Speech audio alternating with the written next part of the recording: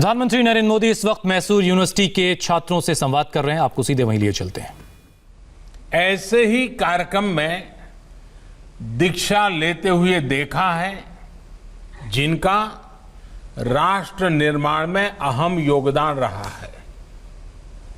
Bharat Ratna doctor Sarvepalli Radhakrishnan जी जैसे अनेक महान व्यक्तित्वों ने इस शिक्षा संस्थान में अनेकों विद्यार्थियों को नई प्रेरणा दी है।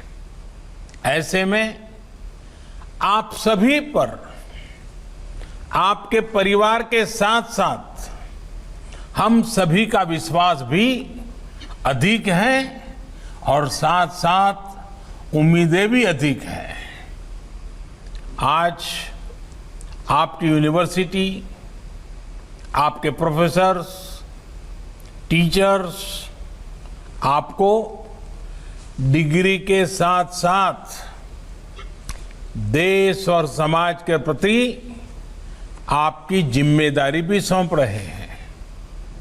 साथियों, हमारे यहाँ शिक्षा और दीक्षा युवा जीवन के दो अहम पड़ाव माने जाते हैं। ये हजारों वर्षों से हमारे यहाँ एक परंपरा रही है। जब हम दीक्षा की बात करते हैं तो ये सिर्फ डिग्री प्राप्त करने का ही अवसर नहीं है। आज का ये दिन जीवन के अगले पड़ाव के लिए नए संकल्प लेने की प्रेरणा देता है। अब आप एक फॉर्मल यूनिवर्सिटी कैंपस से निकलकर रियल लाइफ यूनिवर्सिटी के विराट कैंपस में जा रहे हैं। एक ऐसा कैंपस होगा जहां जो नॉलेज आपने हासिल की है उसकी एप्लीकेबिलिटी काम आएगी। साथियों, महान कन्नड़ लेखक और विचारक गोरूरु रामस्वामी आयंगर जी ने कहा है, शिक्षण वे जीवनद वेलकु, यानी एजुकेशन जीवन के मुश्किल रास्तों में रोशनी दिखाने वाला माध्यम है। आज हमारा देश जब परिवर्तन के एक बड़े दौर से गुजर रहा है तब उनकी ये बात बहुत ज्यादा प्रासंगिक है। बीते 5-6 साल ये निरंतर प्रयास हुआ है कि हमारी शिक्षा, भारत का एजुकेशन सिस्टम छात्रों को 21वीं सदी की आवश्यकताओं के बीच आगे बढ़ने में भी और मदद करें। विशेष तौर पर हायर एजुकेशन में इंफ्रास्ट्रक्चर के निर्माण से लेकर स्ट्रक्चरल रिफॉर्म्स पर बहुत ज्यादा फोकस किया गया है। भारत को हायर एजुकेशन का ग्लोबल हब बनाने के लिए हमारे युवाओं को कॉम्पिटिटिव बनाने के लिए क्वालिटेटिव और क्वांटिटेटिव हर स्तर पर कोशिश की जा रही है। साथियों, आजादी के इतने वर्षों के बाद भी साल 2014 से पहले तक देश में 16 IITs थी। बीते 6 साल में औसतन हर साल एक नई IIT खोली गई है। इसमें एक कर्नाटका के धारवाड़ में भी खुली है।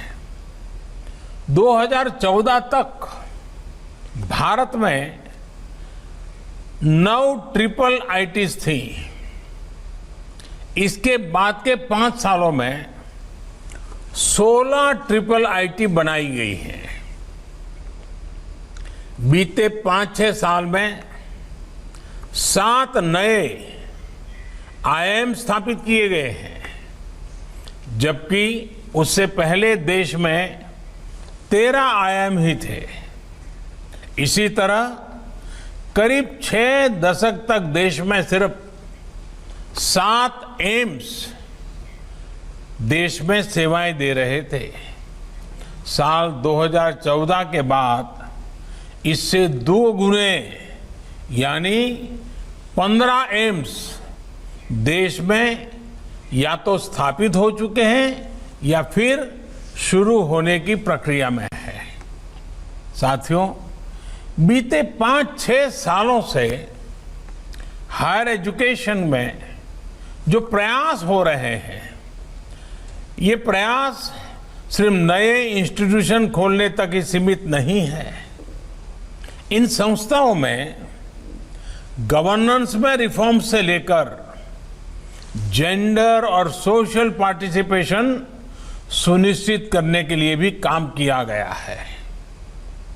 ऐसे संस्थानों को ज्यादा ऑटोनॉमी दी जा रही है ताकि वो अपनी जरूरत के मुताबिक फैसले ले सकें। पहले आईआईएम एक्ट के उसके तहत देश भर के आईआईएम्स को ज्यादा अधिकार दिए गए। मेडिकल एजुकेशन में भी ट्रांसपेरेंसी की बहुत कमी थी। इसे दूर करने पर भी जोर दिया गया। आज देश में मेडिकल एजुकेशन में पारदर्शिता लाने के लिए नेशनल मेडिकल कमीशन बनाया जा चुका है। होम्योपैथी और दूसरी भारतीय चिकित्सा पद्धतियों की पढ़ाई में रिफॉर्म्स के लिए भी 2 नए कानून बनाए जा रहे हैं। मेडिकल एजुकेशन में हो रहे रिफॉर्म से देश के युवाओं को मेडिकल की पढ़ाई के लिए ज्यादा सीटें मिलनी सुनिश्चित हो रही है।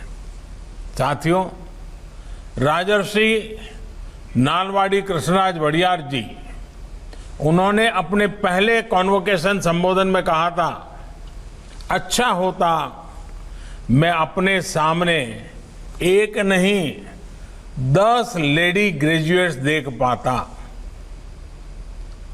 मैं अपने सामने आज अनेक बेटियों को देख रहा हूं जिन्हें आज डिग्रियां मिल रही हैं। मुझे बताया गया है कि आज यहां डिग्री लेने वाले विद्यार्थियों में बेटियों की संख्या बेटों से ज्यादा है। ये बदलते हुए भारत की एक और पहचान है। आज शिक्षा के हर स्तर पर देश में बेटियों का ग्रॉस एनरोलमेंट रेशियो बेटों से ज्यादा है। हायर एजुकेशन में भी इनोवेशन और टेक्नोलॉजी से जुड़ी पढ़ाई में भी बेटियों की भागीदारी बढ़ी है। 4 साल पहले देश की आईआईटी में बेटियों का एनरोलमेंट जहां सिर्फ 8% था, वो इस वर्ष बढ़कर 2 गुने से भी ज्यादा यानी 20% तक पहुंच चुका है। साथियों, एजुकेशन सेक्टर में ये जितने भी रिफॉर्म्स हुए हैं, उनको नई नेशनल एजुकेशन पॉलिसी नई दिशा, नई मजबूती देने वाली है। National education policy pre nursery से लेकर पीएचडी तक देश के पूरे एजुकेशन सेटअप में फंडामेंटल चेंजेस लाने वाला एक बहुत बड़ा अभियान है। हमारे देश के सामर्थ्यवान युवाओं को और ज्यादा कॉम्पिटिटिव बनाने के लिए मल्टी डायमेंशनल अप्रोच पर फोकस किया जा रहा है।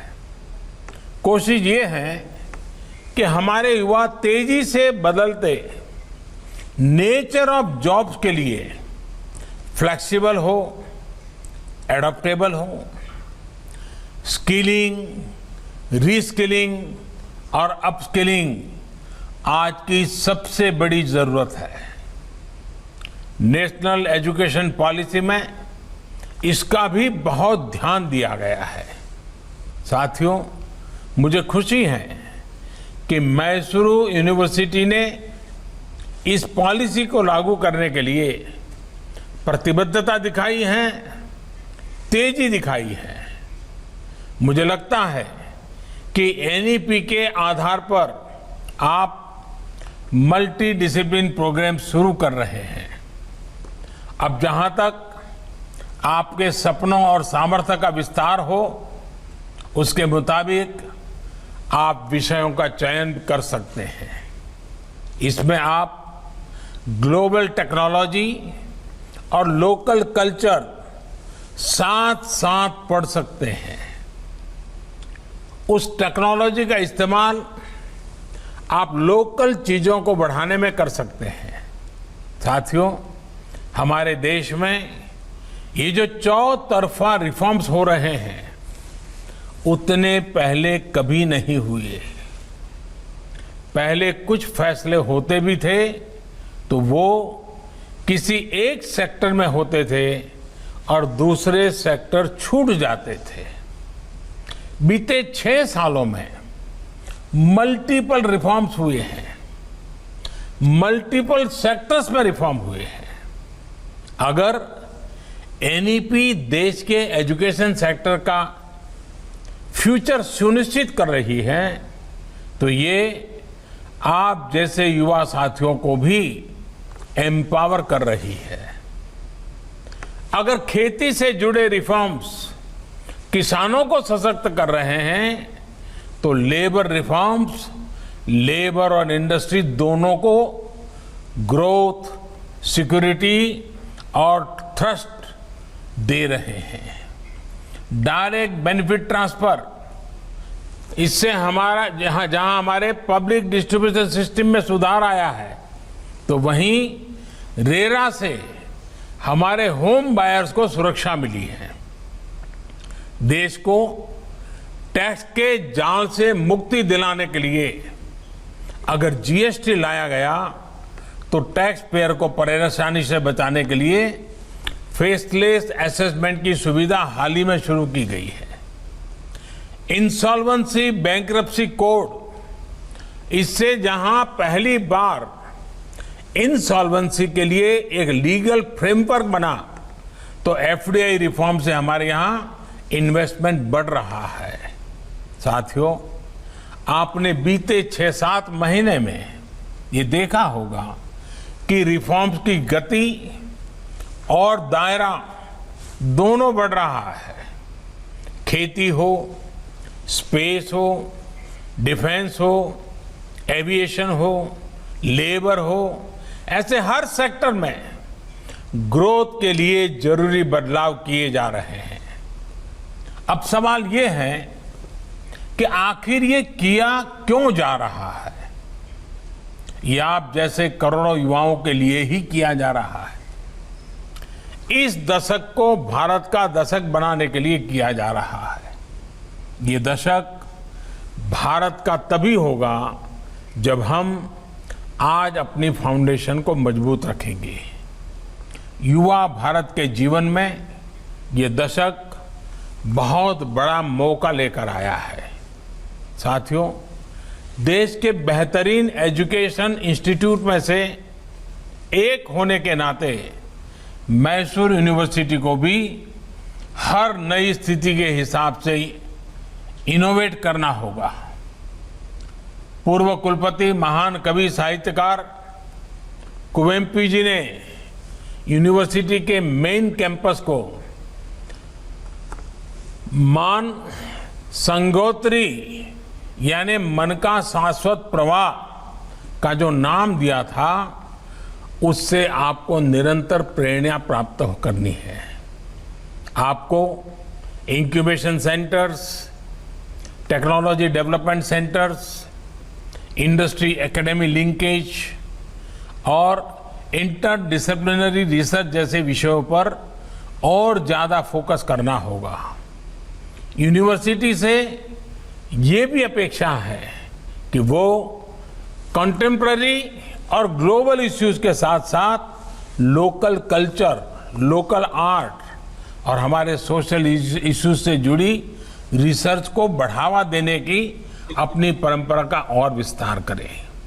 साथियों, आज जब इस महान कैंपस से बाहर निकल रहे हैं तो मेरा आपसे एक और आग्रह है।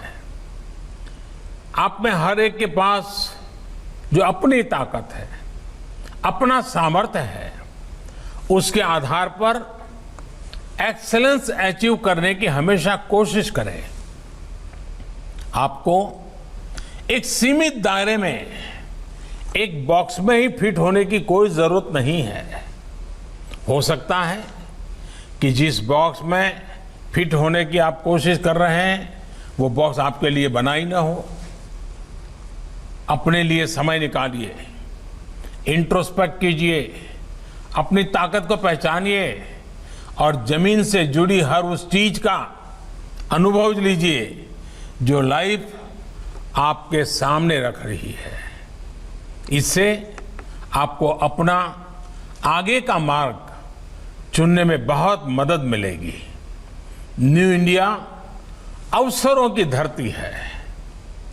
कोरोना के इस संकट काल में भी आपने देखा होगा कि कितने ही नए स्टार्टअप्स हमारे नौजवानों ने खोले हैं। ये स्टार्टअप्स कर्नाटका ही नहीं, देश की भी बहुत बड़ी ताकत है। मुझे विश्वास है असीम अवसरों की इस धरती पर आप अपने सामर्थ्य, अपनी प्रतिभा से देश के लिए बहुत कुछ करेंगे। आपका विकास सिर्फ आपका विकास नहीं होगा, देश का विकास होगा। आप आत्मनिर्भर बनेंगे तो देश भी आत्मनिर्भर बनेगा।